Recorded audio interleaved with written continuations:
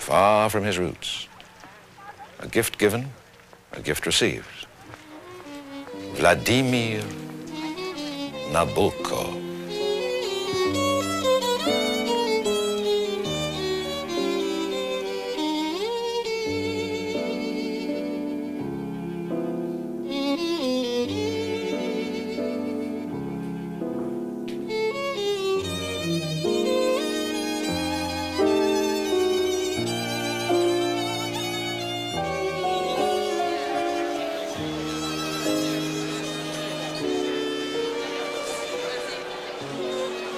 Ladies and gentlemen, there are 2 million words in this course.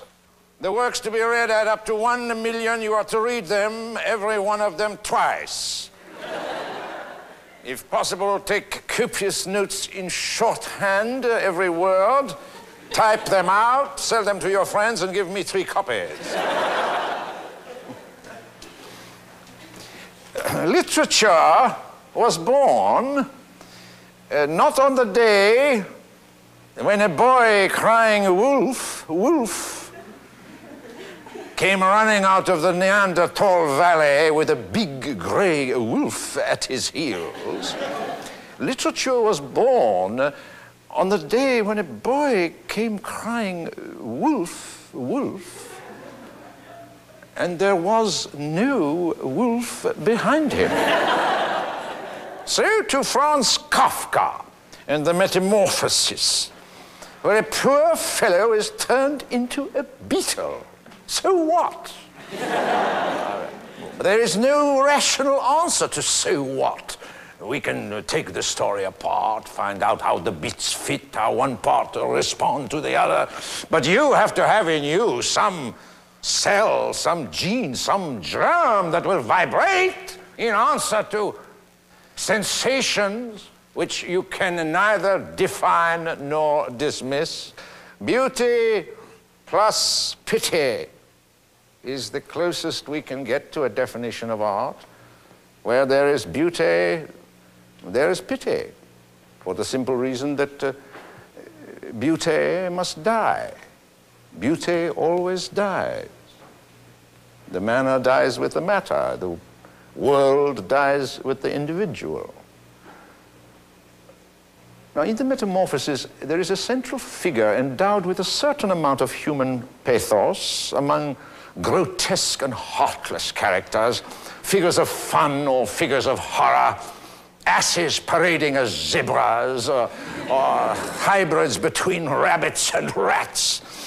Franz Kafka's private nightmare was that the central human character belongs to the same private fantastic world as the inhuman characters around him.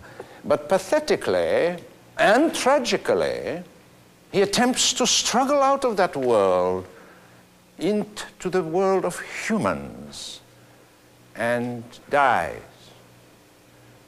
in despair. Born in 1883, Franz Kafka came from a German-speaking Jewish family in Prague, Czechoslovakia. He is the greatest German writer of our time. Such poets as Rilke or such novelists as Thomas Mann are dwarves or plaster saints compared to him. He read for law at the German University in Prague, and from 1908 on, he worked as a petty clerk, a small employee in a very Gogolian office for an insurance company. Now, hardly any of his own famous works, such as The Trial or The Castle, were published during his lifetime. His greatest short story, The Metamorphosis, was written in 1915. From 1917 on, the rest of his life, a period of 7 years, was punctuated by sojourn in Central European sanatoriums. The hero of The Metamorphosis is Gregor Samsa, son of middle-class parents in Prague, Flaubertian Philistine, people only interested in the material side of life, vulgarian in their taste. Now, some years before, old Zamza had lost most of his money, whereupon his son, Gregor, took a job with one of his father's creditors and became a traveling salesman in cloth. Then his father suddenly stopped work altogether. His sister Greta was too young to work, and his mother was ill with asthma. So, young Gregor not only supported the whole family, but also found for them the apartment they are now living in. We are in Prague, Central Europe, 1912.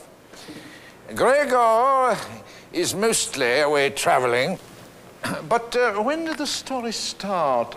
He's spending a night at home between two business trips, and it is then that the dreadful thing happened.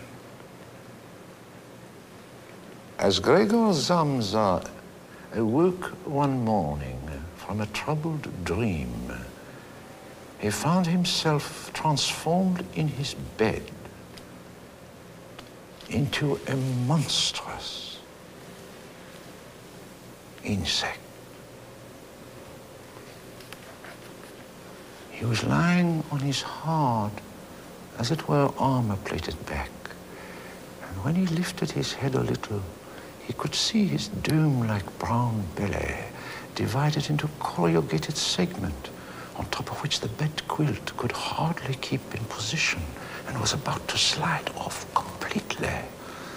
His numerous legs, which were pitifully thin compared to the rest of his bulk, flimmered helplessly before his eyes. What has happened to me? He thought. It was no dream. Gregor's eyes turned next to the window.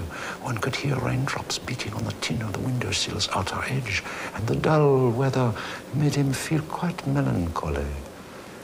I went about sleeping a little longer and forgetting all this nonsense, he thought. But it could not be done, for he was accustomed to sleep on his right side, and in his present condition he could not turn himself over. However violently he tried to hurl himself on his right side, he always swung back to the supine position. He had tried it at least 100 times, shutting his eyes to keep from seeing his wriggly legs, and only desisted when he began to feel in his side a faint, dull ache he had never experienced before.